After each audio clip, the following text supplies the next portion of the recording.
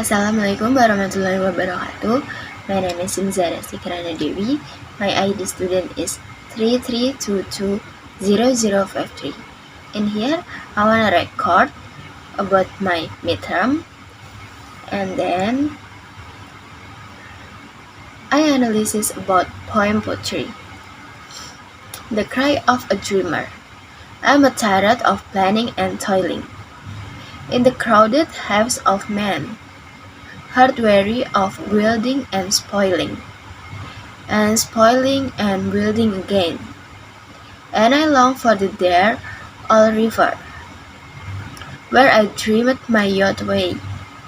For a dreamer lives forever, and a toiler dies in a day. I'm sick of the showy seeming of a life that is half a lie, of the face lined with scheming, in the throng that hurries by from the sleepless talk in the war.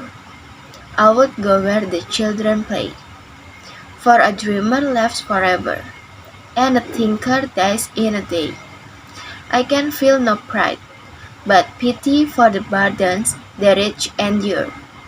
There is nothing sweet in the city, but the patent life of the poor. Oh, the little hands so skillful, and the child mind cooked with wits. The daughter, heart grown willful, and the father, heart that bleeds. No, no, from the street road bustle, from the tropics of mart and stage, I would fly to the woods slow rustle, and the meadows keenly page. An analysis of the poem. One type of poetry. This poem is a lyric poem, as it expresses the poet's personal thoughts, emotion, and feelings about life rather than telling a narrative story. Second, voice and tone. The voice in the poem is that of the poet or speaker, expressing a weary and disillusioned perspective on modern urban life. The tone is one of both weariness, disillusionment, and longing for a simpler, more natural existence.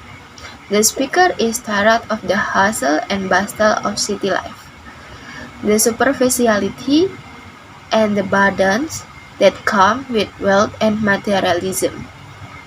Third, figures of speech, metaphor in the crowded hives of men, or comparing the city to a beehive.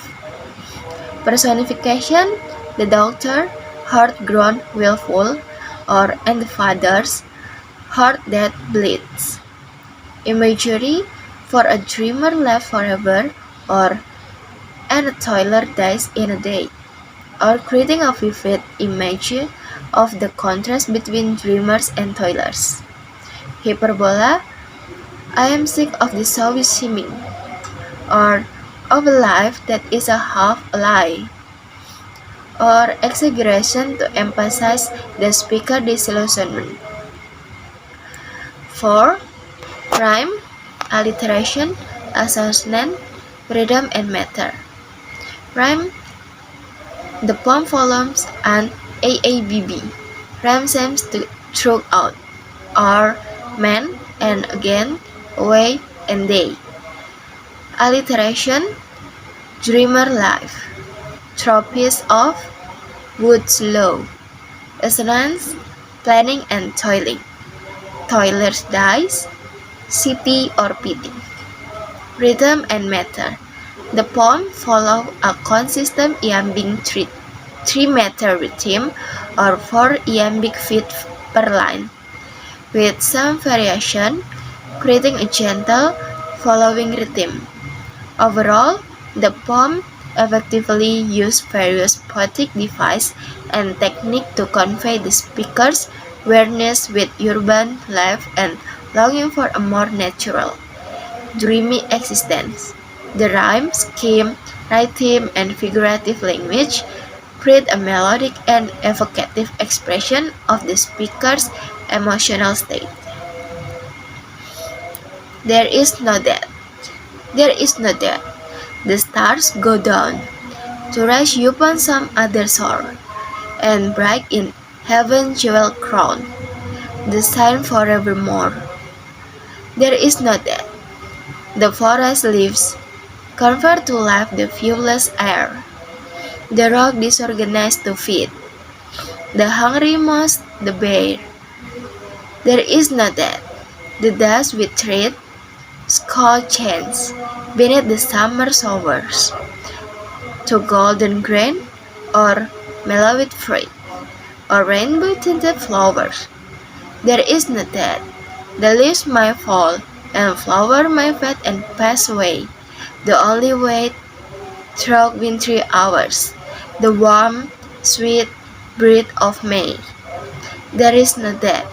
The choicest gifts that heaven hath kindly lent to earth are ever first to seek again the country of their birth.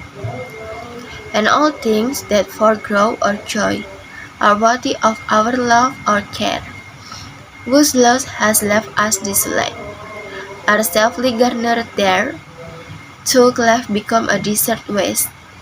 We know it fairest, sweetest flowers, transplanted into paradise, adorn immortal bowers. Analysis of the poem There Is No Death. 1. Type of poetry.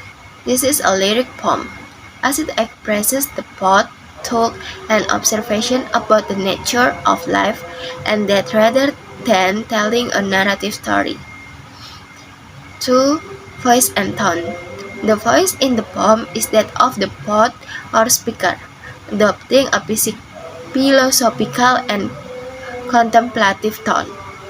The tone is reassuring and hopeful, presenting a perspective that challenges the traditional view of death as an end and instead sees it as a transition or transformation into new forms of life.